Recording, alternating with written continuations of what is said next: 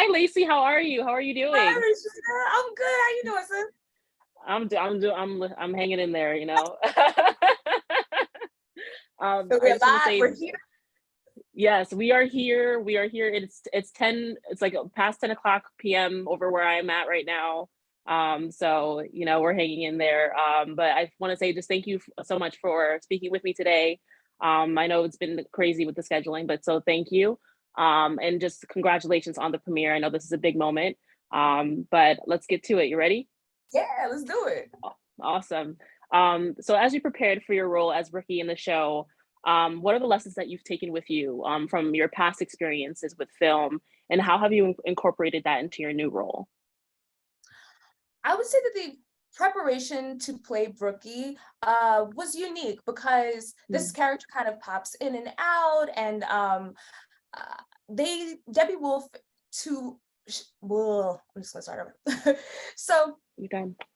the preparation for Brookie was actually really fun. Having the experience of doing a multicam coming from iCarly, I Mm, had a lot more tools in my belt than I did previously. And mm, I love the writing staff on the show. I love the showrunner, Debbie Wolf, and and creator, because she really cares about all of the characters and making them as authentic as possible. She right. invited me to the writer's room to just talk for an hour with all of the writers, and they got a real sense of like who I am as a person and how they could incorporate little parts of myself into the character, which I thought was incredibly smart and really generous. Because as an actor, sometimes you're an actor who gets to contribute, and sometimes you're a model, and you get there, and if you miss a they come over the script. It's like, wait a minute, you didn't say that so next take. So to have a little bit of input, although it'd be quite small because they're geniuses over there and they are killing it, but even to be heard was really amazing, and I'm incredibly grateful. Wow, that's so awesome. And just piggybacking off of what you said, that they've incorporated your personality into the role, which is super important. So just going from that, what are the three? If you could describe Brookie in 3 words, what would they be? If I were to describe Brookie in 3 words, it would be fun, Mhm. tenacious, audacious, because Brookie got the audacity. She stole her boss's parking spot. Her license plate is Mm, bad B. She has confidence. right. Oh, that's so wonderful to hear. And on another note, the show it's this family dysfunction, it's reconnection, and it's pain, all wrapped up into one. So how have these themes, with that comedic element as the undertone, really influenced your understanding as Brookie? And what do you intend to convey to your audience while you're as you've immersed yourself in this role?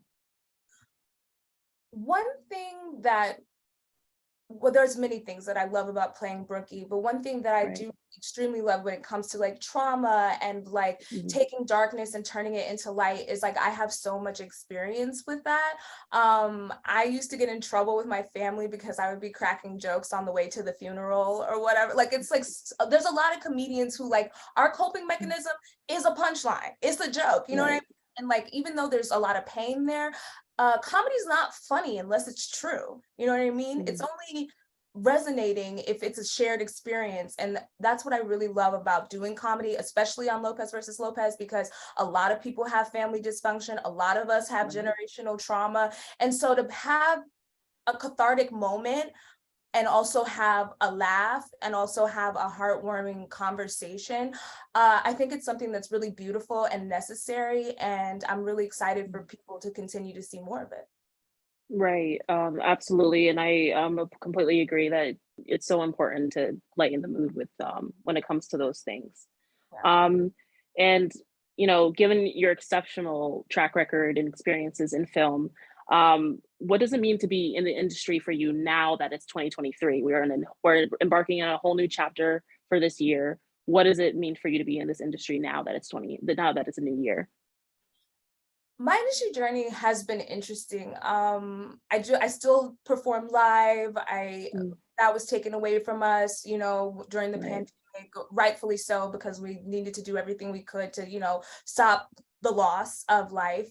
So that period was tumultuous, I would say. I went back to filming pretty early. I was shooting a Black Lady sketch show the Yeah. second season, Mhm. very much in the height of COVID, to the point where I got on a set, I think it might have been Lopez.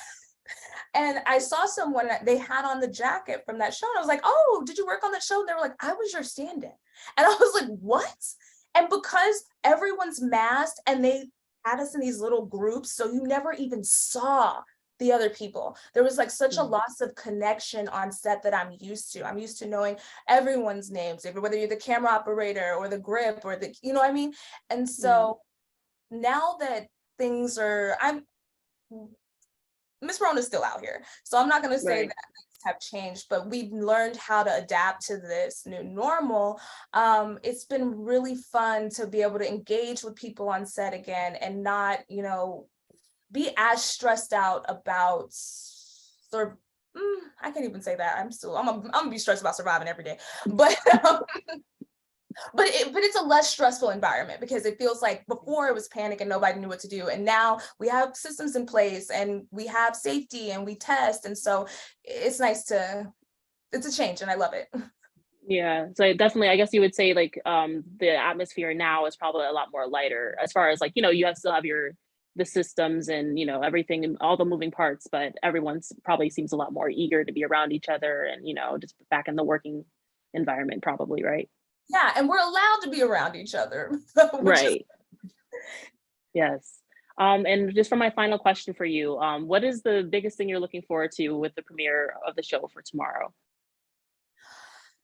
I'm looking forward to people watching Lopez versus Lopez and seeing more of Brookie's personality, getting Mhm. to know that she is a three-dimensional human being, even further than what's already been displayed. I think Mhm. that's really necessary, and I think it's really wonderful, especially for young Black girls, but also for everyone. I really enjoy this show because it's a comfort.